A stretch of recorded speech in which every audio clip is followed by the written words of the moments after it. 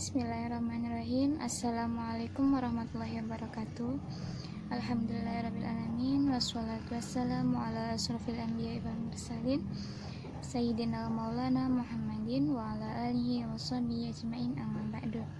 Yang terhormat Bapak Dr. Nur Habibullah SPD MPD selaku dosen pengampu mata kuliah perbandingan pendidikan negara Islam.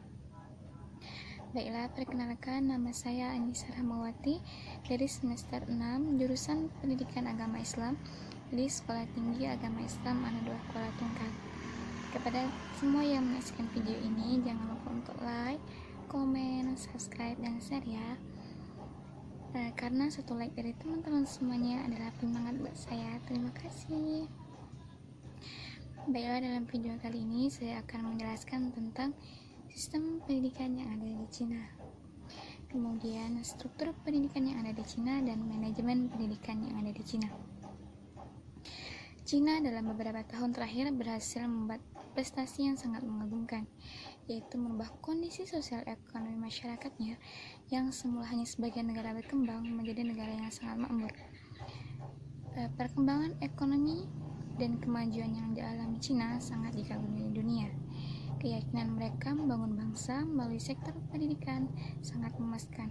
Oleh karena itu, saya sangat tertarik dengan pembahasan mengenai Cina tersebut. Nah, sistem pendidikan di Cina ini yang mungkin bisa diterapkan di Indonesia jika itu relevan.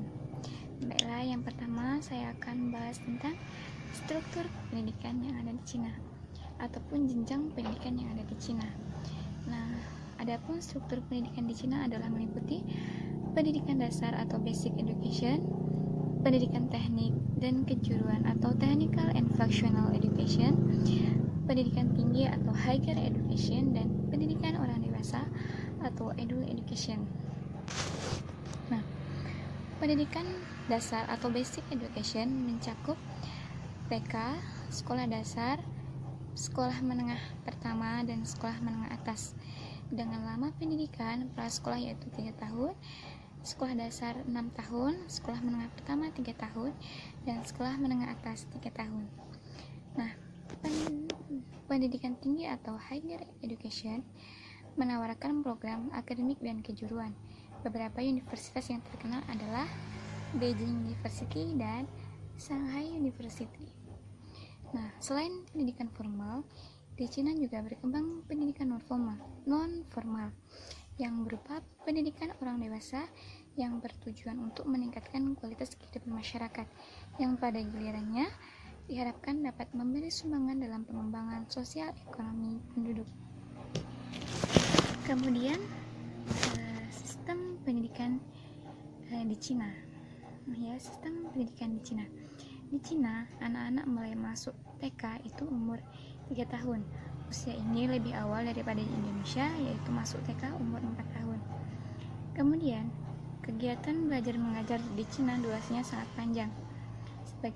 Sebagian besar belajar dimulai dari pukul 7.30 sampai dengan jam 5 sore.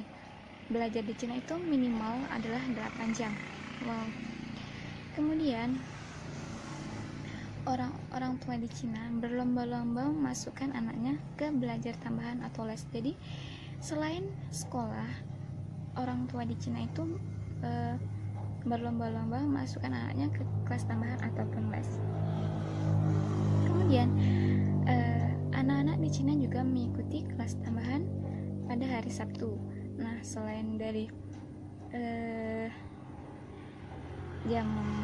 jam sekolah dan kelas tambahan, siswa juga mengikuti kelas tambahan pada hari Sabtu, yaitu khusus untuk pelajaran ilmu pengetahuan alam dan matematika. Dan juga anak-anak di Cina lebih banyak menghabiskan waktu untuk belajar daripada menonton TV. Dengan perbandingan, anak-anak di Cina yang menonton televisi lebih dari 2 jam hanya 35%. Jadi sisanya adalah anak-anak yang menonton televisi kurang dari 2 jam. Nah, selebihnya dari itu adalah digunakan untuk belajar. Wow. Kemudian, Cina adalah negara satu-satunya yang memiliki kurikulum yang sangat keras. Nah, ulang ya. Cina adalah negara satu-satunya yang maksud saya, Cina adalah negara satu-satunya yang memiliki kurikulum yang sangat keras. Bagaimana tidak, para siswa diwajibkan untuk belajar matematika, kimia, fisika, bahasa Cina, dan bahasa Inggris secara intensif. Nah, kelima pelajaran inti ini harus lulus agar bisa masuk ke sekolah menengah. Kemudian di Cina masuk sekolah manapun harus melalui ujian, baik itu sekolah menengah, menengah atas, perguruan tinggi. Nah, di Cina siswa itu dididik betul-betul berkompetisi. Di Cina juga skor tingkat literasi sangat tinggi. Walau tidak belajar kitab yang namanya ta'alimul muta'alim, namun di Cina guru diperlakukan sangat hormat. Ketika para siswa bertemu dengan gurunya, maka para siswa tersebut menundukkan badan.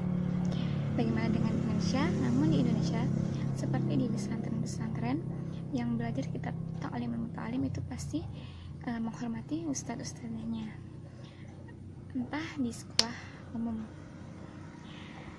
Nah, itu tadi adalah sistem pendidikan yang ada di Cina. Bagaimana dengan sistem pendidikan yang ada di Indonesia? Kemudian manajemen pendidikan di Cina. Adapun yang bertanggung jawab terhadap pelaksanaan pendidikan adalah Komite Pendidikan Negara atau State Education Commission. Adalah salah satu organisasi profesional pemerintah dalam bidang pembangunan pendidikan. Biaya pendidikannya, alokasi biaya pendidikan tersedia pada pemerintah pusat dan daerah dengan distribusi. Alokasi daerah untuk pendidikan yang dikelola oleh daerah dan dana pusat untuk lembaga pendidikan yang berada di kementerian. Nah, sistem manajemen pendidikan di Cina adalah tersentralisasi dengan masuk ke daerah kecil hingga ke pusat kota untuk memastikan bahwa pendidikan di negara tersebut secara merata.